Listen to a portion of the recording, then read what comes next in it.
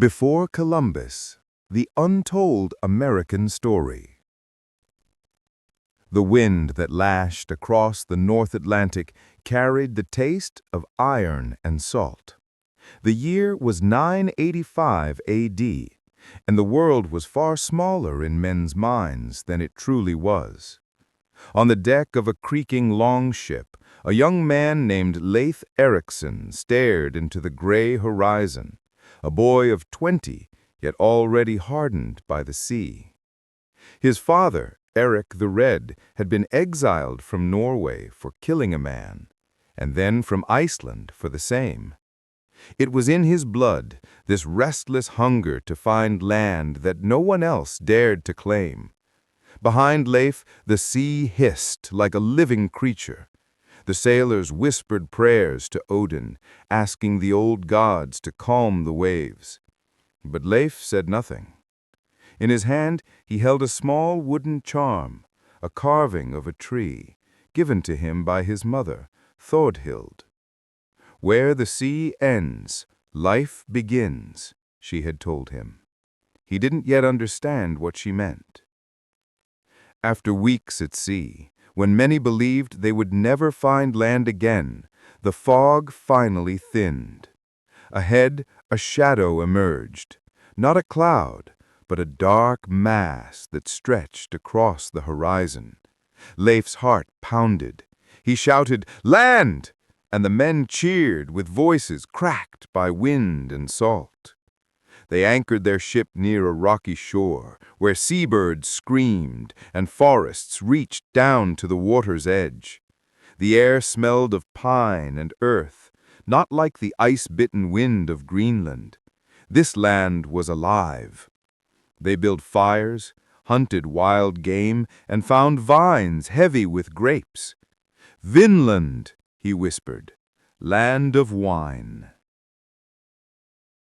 They had no idea that they were standing on a continent that would one day be called America, and that they were 1,000 years too early for history to remember their names. The Norse stayed only for a few seasons. They built small wooden huts, traded with the native tribes they met, and sometimes fought when fear overcame curiosity. The sagas later spoke of Skraelings, short, brown-skinned people who moved like shadows through the trees, carrying bows of ash wood and eyes full of fire. One night, as the wind howled outside, Leif sat near the fire with an Old Norse trader named Bjarni Hjörjolfsson. "You believe this land will be remembered?" Bjarni asked. Leif smiled faintly. "If the gods will it." Bjarni shook his head. "No, boy, the gods do not write history. Men do." And Bjarni was right. Centuries later, their voyages would be forgotten, buried under the legend of a Genoese sailor named Christopher Columbus. When Columbus set sail in 1492, he thought he was the first. He thought no one had ever crossed the great ocean before. But deep beneath the soil of Newfoundland, archaeologists would one day find Viking tools, fire pits, and the remains of Norse ironworking. Silent proof that life's ship had touched this land 5 centuries before Spain's flag ever rose here. Still, even Leif Erikson was not the first. Long before his sails brushed the Atlantic fog, others had come, people from lands history chose to ignore. African mariners, Polynesian navigators, Chinese explorers, all left faint traces behind, like footprints half buried by sand. And so the question lingers. If America was not discovered in 1492, then who truly found it first? The Atlantic Ocean is vast, but not empty. For centuries before any European charted its depths, other hands had steered their way across it. In dusty tombs along the west coast of Africa, carved on stones half buried by desert winds, there were stories that spoke of lands where the sun sleeps beyond the endless waters. One of those stories belonged to a man named Abubakari II, emperor of the Mali Empire, one of the greatest rulers Africa ever produced, and one of the least remembered by the world that came after. It was the early 1300s. Mali was at the height of its power. Gold flowing from its rivers, scholars filling the libraries of Timbuktu, and caravans stretching across the Sahara like veins of trade. But Abubakari was not content. He had maps drawn by Arab scholars and tales carried by Berber sailors. Those tales spoke of a western ocean and of traders who vanished upon it, only to return with strange goods and stories of land far beyond the horizon. He summoned his council. "I must know what lies beyond that sea," he declared. "Our ancestors crossed deserts, why not the ocean?" The council warned him, "Your Majesty, the sea is endless. No man who sails west returns." Abubakari smiled. Then perhaps they lacked courage or God's blessing. He ordered 200 ships to be built, not small fishing boats, but grand vessels fitted with provisions for a year, with oars and sails woven from the finest cloth in Mali. He filled them with sailors, builders, translators, and scholars. "If the world has another side, bring me its soil." They left from the mouth of the Senegal River, vanishing into the horizon. Months passed. Only one ship returned. Its captain was pale with fear. He said, "We sailed far. Then the sea began to rush like a river beneath us, pulling us westward. I turned back. The others did not." Abubakari listened and made his decision. He abdicated the throne, giving it to his brother, Mansa Musa, and declared, "I will go myself."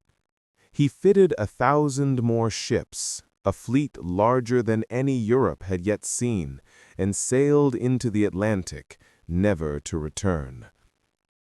But traces of his voyage would appear centuries later. In 1498, when Columbus's men explored the coast of Honduras, they met native tribes who spoke of black men who came from the east in boats, trading in gold-tipped spears. When Spanish chroniclers examined the weapons, they found the metal to be a unique alloy of gold and copper, identical to that used in Mali. Archaeologists in the 20th century uncovered terracotta heads in Mexico with African facial features, dating back centuries before Columbus. They were named the Olmec heads, carved from basalt, some over 10 feet tall. The resemblance to West African faces was uncanny. Some scholars dismissed it as coincidence. Others whispered that history was hiding something bigger. One record from the Aztec codices spoke of dark-skinned men who came from the sunrise, carrying gifts and strange tools. Their arrival was marked not as an invasion, but a visitation, a peaceful contact centuries before any European footprint. And yet, like Leif Erikson's Voyages, this story was buried, erased by the pen of those who claimed discovery for themselves. But proof was mounting. And far to the east, beyond Africa, beyond the deserts, another power was stirring, one that would soon send sails westward, not for conquest, but for curiosity. In the year 1421, during the reign of the Ming Dynasty, Admiral Zheng He, the greatest navigator in Chinese history, led a fleet of hundreds of ships across the oceans. His vessels dwarfed the tiny ships Columbus would one day sail.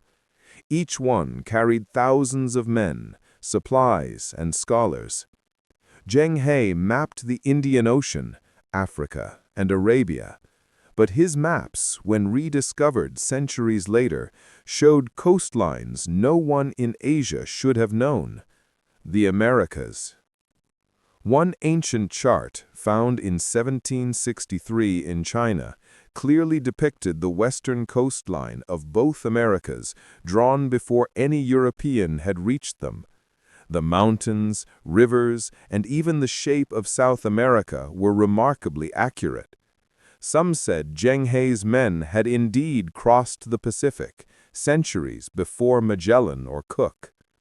And if the Chinese had reached America from the west and Africans from the east, then perhaps the world had been smaller, more connected, long before anyone dared admit it. Because when the past becomes too powerful, it is rewritten, and when a truth threatens the foundation of an empire, it is buried. But truth, like tide, always returns. Leif Erikson had left footprints in Newfoundland. Abubakari's men had left gold-tipped spears in the jungles of Central America, and Zheng He's maps had left trails inked in the stars. The pieces were scattered across continents, waiting for one person to find them, someone who would put the puzzle together and reveal that America was never truly discovered. It had always been found, lost, and found again. Centuries later, an American historian named Evelyn Carter, the same woman who once uncovered the city beneath the Appalachians, would stumble upon a journal in a forgotten archive, its pages filled with sketches of African ships and notes referencing Vinland and Zheng He's fleet. The ink was faded, but one line remained clear. History is not a line, it is a circle, and America has been at its center far longer than we've been allowed to know. Long before Columbus dreamed of crossing the sea, long before Leif Erikson set foot on Vinland shores, civilizations were already thriving in the heart of the land he would one day discover. Not small tribes, not wandering hunters, but nations, vast, organized, and luminous with knowledge that rivaled the ancient empires of Egypt and Mesopotamia. The story begins where the Mississippi River bends like a serpent, in a place that would one day be called Cahokia, the forgotten metropolis. The year was around 1050 A.D. In the fertile floodplains east of the Mississippi, smoke rose from thousands of clay hearths. The air carried the smell of maize and roasted meat, the hum of voices, the sound of drums echoing from wooden temples that stood higher than any European building of its time. Cahokia was not a village, it was a city of 40,000 souls, more than London or Paris in the same era. Its streets were planned, its plazas aligned with the sun and moon. At its heart stood Monk's Mound, a man-made mountain of earth, towering 10 stories high, built by human hands and baskets, one of the largest structures ever constructed in the pre-industrial world. At dawn, the priest stood atop the mound and watched the sunrise align perfectly with wooden pillars set in the earth below.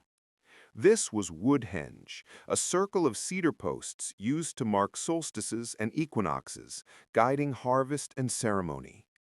It was astronomy, not guesswork, but science. The people of Cahokia believed they stood at the center of the world. Their gods demanded harmony with the land, balance between the earth below and the sky above. They mapped the heavens, measured time through shadow, and built mounds that formed sacred geometry visible only from the sky. They traded copper from the Great Lakes, shells from the Gulf, obsidian from the Rockies. They built roads, straight, wide, deliberate, connecting distant settlements hundreds of miles apart. To outsiders, it might have seemed impossible, but to them, it was daily life. And yet, within 2 centuries, Cahokia was gone. The mounds remained silent and grass-covered, but the people vanished. No one knew why. Archaeologists later found evidence of drought, war, and disease, but nothing could fully explain how such a mighty city simply faded.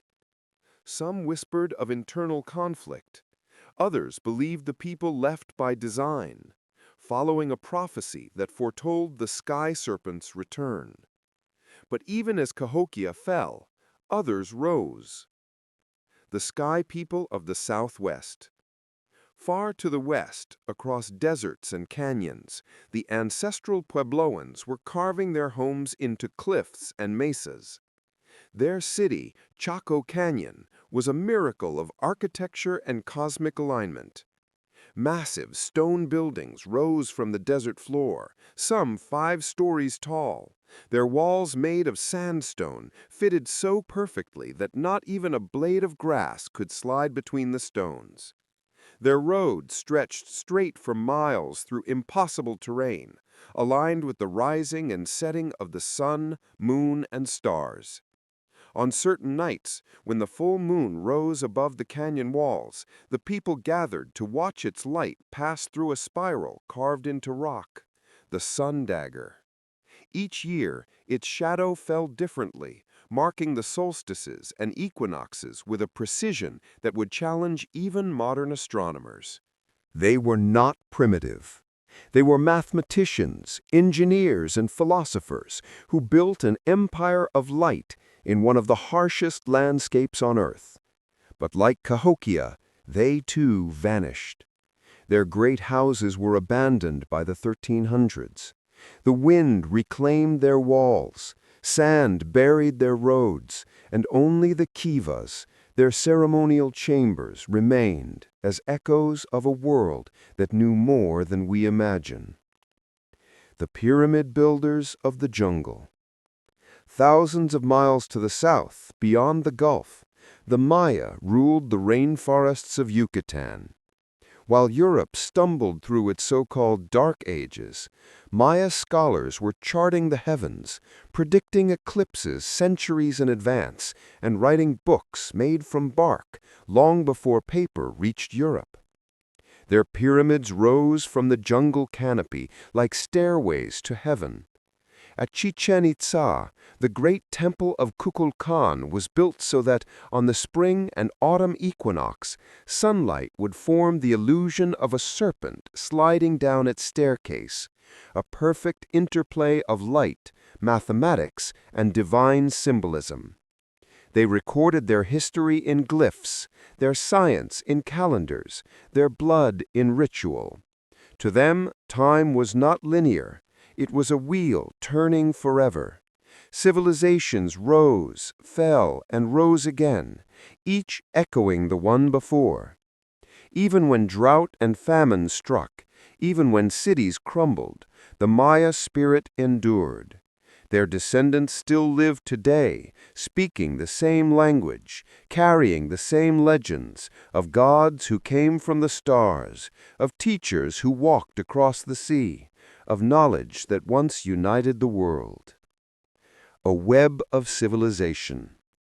From the Mississippi to the Amazon, from the cliffs of Colorado to the pyramids of Mexico, the Americas were alive, a web of knowledge, trade, and spirit that connected millions of people. They were not lost, they were simply ignored. For when Columbus arrived, he saw no cities. He saw forests where once great empires had stood, their ruins swallowed by earth and vine. He saw people, gentle, curious, brown-skinned, but not the pyramids, the roads, the temples that had once stretched beyond sight. He wrote to the King of Spain, "These people have no iron, no religion, and no history." He was wrong on all three. The ground beneath modern America still hums with the memory of those who came before. Their fingerprints lie beneath parking lots, their roads beneath highways, their songs hidden in the hum of the wind. Every time a shovel strikes earth in the Mississippi Valley, or the deserts of New Mexico, or the jungles of Belize, the ghosts of the old world rise again, reminding us that history is not a gift of Europe. It was born here and forgotten here. If the forgotten explorers of the East reached America before Columbus, and if the native civilizations had already mastered science, trade, and astronomy before Europe ever heard their names, then who truly built the first America? Perhaps the truth is not that Columbus discovered a new world, but that he arrived in the ruins of one that had already been great. When the United States of America was born in 1776, its founders declared liberty, reason, and enlightenment as its pillars. But beneath the clean lines of parchment and the polished speeches of freedom, there was something older, something buried, something that whispered through symbols carved in stone, woven into architecture, and printed on the nation's first dollar. It began long before the ink dried on the Declaration of Independence. The mystery beneath the Capitol. In 1791, as surveyors marked the foundations of the new capital city, Washington, D.C., an unusual map took shape. The city's designer, Pierre-Charles L'Enfant, was a French engineer, a man obsessed with geometry and celestial patterns.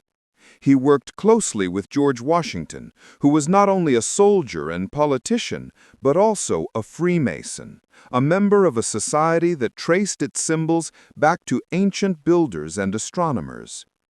The streets of Washington were not laid out at random. From above, their intersections formed unmistakable patterns: a compass, a square, and a pentagram. To some, they were simply practical design. To others, they were messages. When the sun rose on the summer solstice, its light aligned perfectly with Pennsylvania Avenue, the street connecting the Capitol to the White House. At the same moment, the Potomac's waters reflected the light like a mirror, a symbolic bridge between heaven and earth.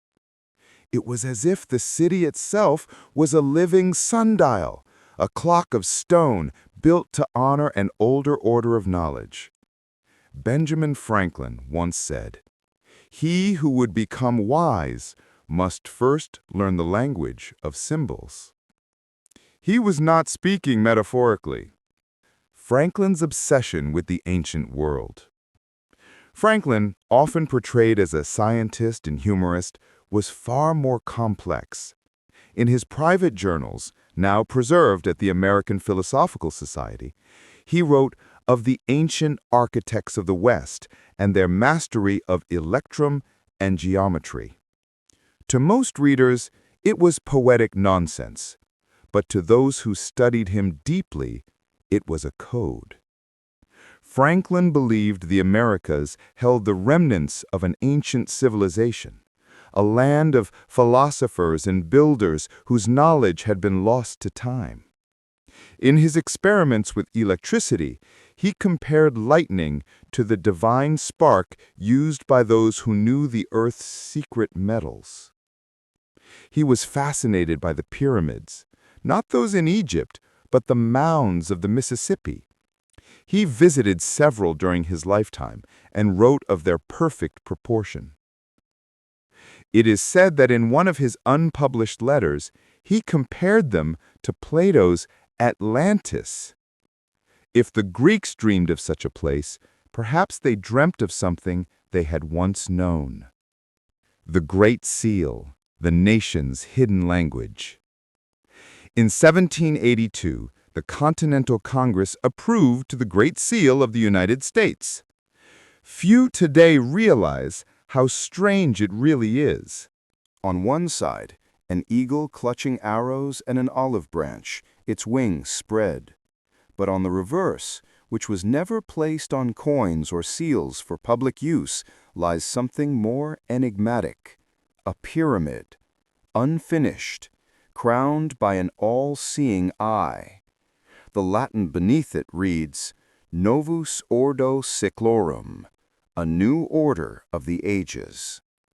The eye, Franklin explained, was the eye of providence, God's watchful gaze. But to Masonic scholars, it symbolized something older, the eye of Ra, the Egyptian sun god, a relic of ancient light worship. The pyramid's 13 steps represented the original states, yes, but also the levels of initiation, from ignorance to illumination. At its base, hidden in the design, are faint engravings, 1776 in Roman numerals, but some versions of the early sketches show markings resembling constellations. The constellation is not random. It is Lyra, the harp of Orpheus, a symbol of music and divine harmony in the heavens. Coincidence? Perhaps. But Franklin himself once wrote in a private letter, "Truth hides best in the light of plain sight." The forgotten influence. Thomas Jefferson, architect of Monticello, designed his home according to natural law and sacred proportion. The ratio of its columns, the spacing of its windows, all mirrored ancient Greek temples and, eerily, the measurements found in Mayan ruins. He possessed several volumes of Aztec and Inca accounts, translated by Jesuit missionaries, and noted similarities between their myths of creation and the Egyptian Book of the Dead. Jefferson wrote to John Adams, "The wisdom of the ancients lies not across the ocean, but beneath our own soil." Washington, too, carried secrets.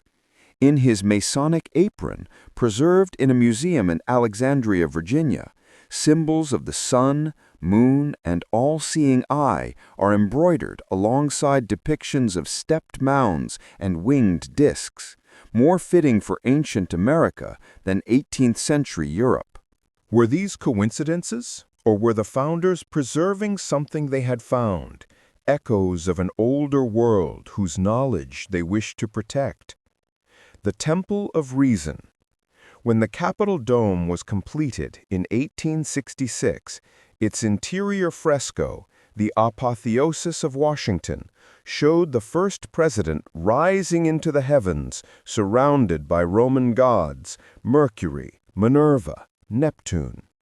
But around the dome's rim, hidden in plain sight, are depictions of maize, tobacco, and the sacred plants of the Americas. These were not random agricultural symbols. They were offerings, tributes to the land's ancient knowledge. Even the Washington Monument, the tallest stone structure in the world when built, was modeled not after an Egyptian obelisk alone, but after a Native American sun pillar. On its cornerstone, a small copper box was placed, containing Masonic texts, coins, and a message meant for the builders of the next age. That message remains sealed to this day. A code passed forward. Every generation of American thinkers, from Franklin to Lincoln to Roosevelt, invoked the imagery of light, dawn, and rebirth. They spoke of America as a new Atlantis, a land destined to restore the knowledge lost in the Old World's decline. This was not merely metaphorical.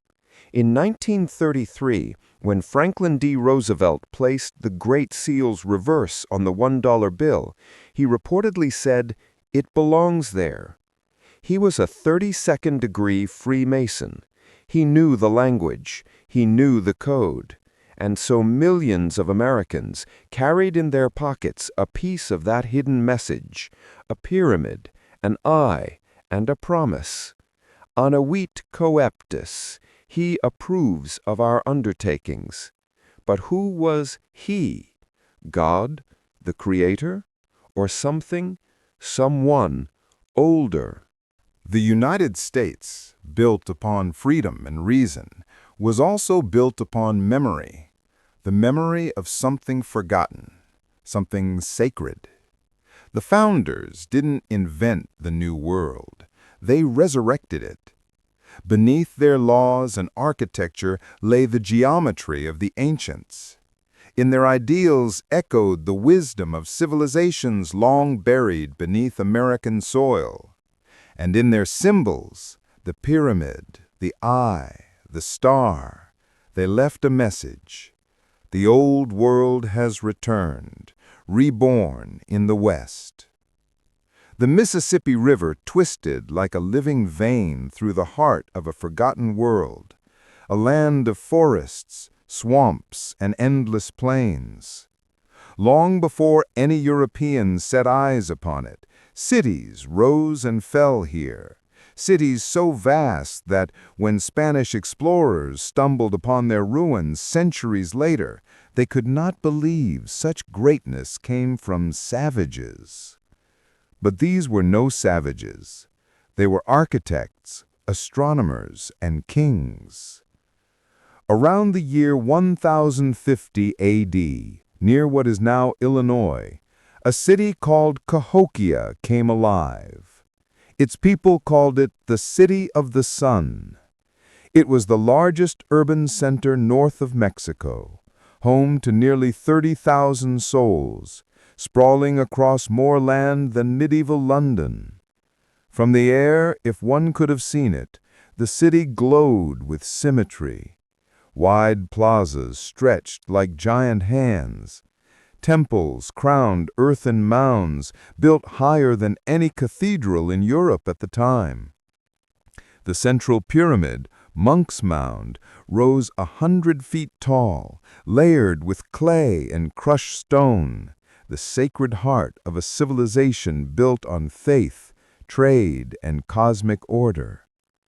At dawn, priests climbed its steps to greet the rising sun, blowing conch shells to summon the people. The smoke of hundreds of fires spiraled into the mist, carrying prayers to unseen gods. Cahokia was not alone. Across the Midwest and the South, thousands of such mounds dotted the landscape, from Ohio's serpent-shaped ridges to Florida's Temple Hills. These were connected by ancient trade routes that stretched from the Great Lakes to the Gulf of Mexico. Copper from Michigan, seashells from the Atlantic, obsidian from Mexico, all passed through Cahokia's markets. The city pulsed with life, music, feasts, and sacrifices. At night, drums echoed across the riverbanks, and torches glowed like fireflies. From the top of Monk's Mound, the high priest looked upon his people and whispered a single commandment: "Keep the balance. The sun gives, the earth takes." But balance never lasts forever. By the 13th century, something began to shift. The summers grew hotter, the crops began to fail. Famine and fear seeped into the streets. The priests said the gods were angry, that someone had broken the sacred order. Rival clans fought for control of the temples, and the great city that once glittered like gold began to crumble into silence. When Spanish explorers later asked the native tribes about Cahokia, the elders only said, "We did not build them. The giants did." Modern archaeology has uncovered fragments of truth, astronomical alignments carved into the earth, bones of sacrifices buried in ceremonial pits, and tools made with precision that defies their era. But the story of Cahokia remains half lost, a whisper of an empire erased before Europe ever knew it existed. And yet, the mystery deepens, because somewhere along the Mississippi, carved into a buried stone, explorers found symbols that resembled Norse runes. Another fragment bore African geometric markings found nowhere else in America. Were these coincidences, or echoes of forgotten visitors who once walked among the mound builders, and left behind secrets now too faint to prove? The truth, perhaps, lies in the earth still, waiting for the day it chooses to speak again. Long before the sails of Columbus caught the western wind, ships from another world had already felt the breath of the Atlantic.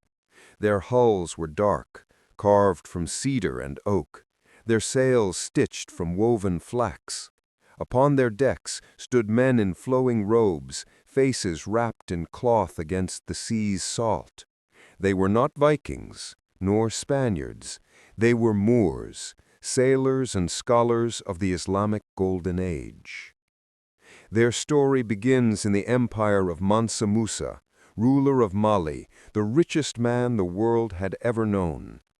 His kingdom stretched from the Sahara to the Atlantic, built on gold, salt, and learning.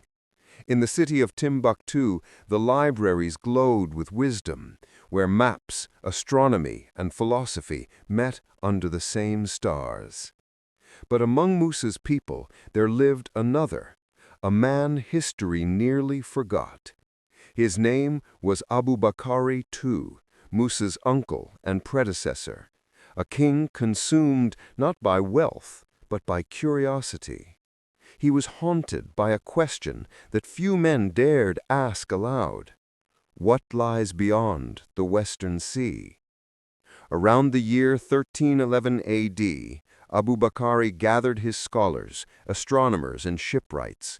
He ordered the construction of 200 vessels, sleek, round-bellied ships capable of carrying water, food, and men across an ocean no one had yet mapped. Witnesses said that when the fleet departed, the horizon burned gold beneath the sunset. Weeks passed, and one ship returned, its captain trembling. "We sailed west until the water itself began to flow backward," he told the king. "A river beneath the sea. I turned back. The others did not." But the king refused to accept failure. "Then I shall go myself," he said. He abdicated the throne, leaving it to his nephew Mansa Musa, and vanished across the Atlantic with 1,000 men, sailors, scholars, and soldiers. They never returned. For centuries, the world believed this tale a legend, yet along the coastlines of South America and the Caribbean, whispers remain. In the jungles of Brazil, explorers have found carvings that bear Mande symbols, identical to those used in West Africa. Some tribes even carried oral traditions of dark-skinned visitors who came by sea long before the Europeans. In the 1920s, a Brazilian farmer unearthed a stone tablet near Paraíba. On it were inscriptions that scholars later identified as a mix of Arabic and Tifinagh, the script of the Berbers. And in Mexico, a temple wall bore a painting of men with curved swords and crescent emblems, centuries before Islam was ever known to the New World. Even the Spanish chroniclers, baffled by what they saw, recorded strange details. When Columbus landed in Hispaniola, he wrote in his journal, "The natives tell of black men who came from the south and west, their spears tipped with gold." Could these be Abubakari's men, the lost fleet of Mali? No shipwreck has yet been found. No body has ever been identified. But fragments, stories, symbols, tools, and bloodlines all whispered the same impossible truth, that perhaps before Columbus, before even the Norse, men from Africa's golden shores crossed the endless sea and touched the soil of America. In the deserts of Mali, a proverb still lingers, spoken softly among the elders when the stars shimmer over the dunes. The sea remembers every name that touches it. It never forgets who dared to cross. The Eastern Fleet of Zheng He. By the early 14th century, the oceans were no longer unknown. From the east, across the vast Pacific, a Chinese fleet prepared to sail farther than any map dared to show. Admiral Zheng He, a towering figure in the Ming dynasty, commanded hundreds of ships, each larger than anything Europe had yet built. The year was 1421 AD. Zheng He's fleet carried thousands of sailors, astronomers, scholars, and diplomats. Their mission was official: to demonstrate China's power, spread goodwill, and establish trade across the world. But secretly, Zheng He's maps hinted at another purpose: exploration. Lands to the west, hidden beyond endless water. Lands that no European had yet discovered.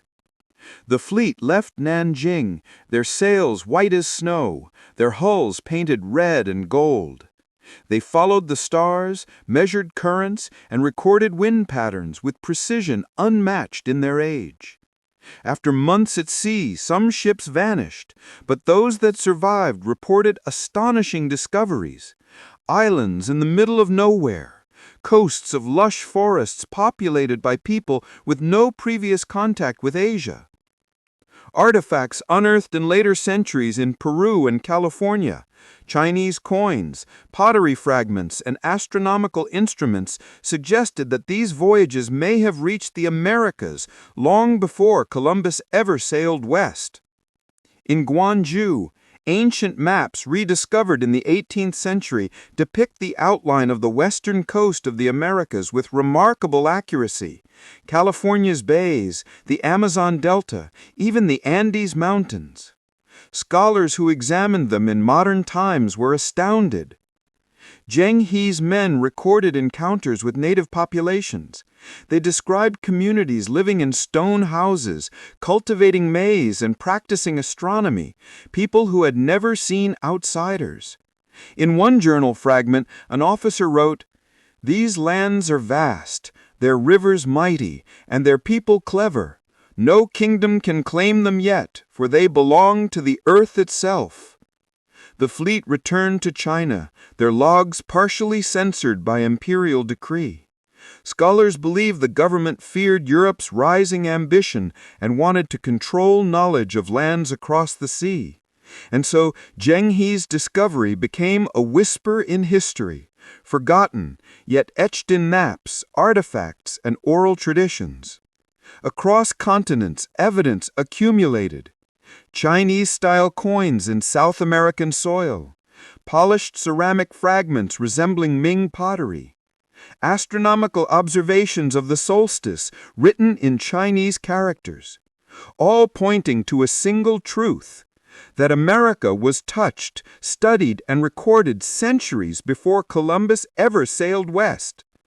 Yet the world forgot. Maps were redrawn. Europe's narrative claimed discovery, and the Chinese fleet vanished from Western memory. History, however, leaves breadcrumbs. Archaeologists, historians, and explorers continued to follow them, piecing together a story older than any schoolbook could ever teach. Because discovery is not always about who arrives first. Sometimes it's about who remembers. And in this case, the memory stretches across oceans, civilizations, and centuries, proving that the Americas were never truly undiscovered, only forgotten by those who wrote history. The Modern Awakening, rediscovering America's forgotten history. The 21st century dawned, and with it, technology began peeling back the layers of the past. Satellites scanned the forests of the Americas. Ground-penetrating radar mapped ancient mounds. DNA testing traced lineages that crossed continents centuries before recorded history. Archaeologists began finding evidence that rewrote the textbooks. Avra, Cahokia's roads and mounds revealed complex city planning unseen in Europe until the Renaissance. Olmec heads in Mexico were confirmed to display African features, predating Columbus by centuries. Fragments of Chinese ceramics and coins were discovered along the Pacific coast, aligning with Zheng He's alleged voyages. Even oral histories from native tribes spoke of visitors from distant lands, African, Asian, and Nordic, long before Europeans arrived. In a quiet archive in Washington, D.C., a historian named Evelyn Carter, the same woman who uncovered the hidden city beneath the Appalachians, stared at a map that combined centuries of fragmented evidence. Her finger traced lines connecting Africa, Asia, and the Americas. It was a network of knowledge, trade, and migration invisible to most of history. She realized something profound. America was never empty. It was alive, thriving, connected, and we've been taught to forget it. The evidence emerges. From satellite imagery, scientists discovered buried mounds in Illinois and Ohio aligned perfectly with solstices, proving Cahokia and other cities had advanced astronomy. In South America, ancient coins and metalwork matched African and Asian metallurgy, confirming early transoceanic contact. In Mesoamerica, glyphs and codices referenced visitors from faraway lands, matching the routes described in Chinese, African, and Norse voyages. Even the Founding Fathers' symbols, hidden in Washington, D.C., Monticello, and the Great Seal, were decoded, revealing that they preserved knowledge from America's ancient civilizations. History, long rewritten by those seeking fame and empire, was finally returning to its true shape. A web of forgotten empires. From the Mississippi to the Andes, from the deserts of New Mexico to the jungles of Yucatan, America had been a meeting place of civilizations. Native Americans building cities, pyramids, and observatories. West Africans exploring the Atlantic long before Europe. Chinese navigators mapping coastlines and celestial patterns. Norse explorers leaving footprints in Newfoundland. Each left traces, tools, coins, writings, roads, pyramids, all waiting to be connected. The modern world finally began to see the truth. America was never discovered.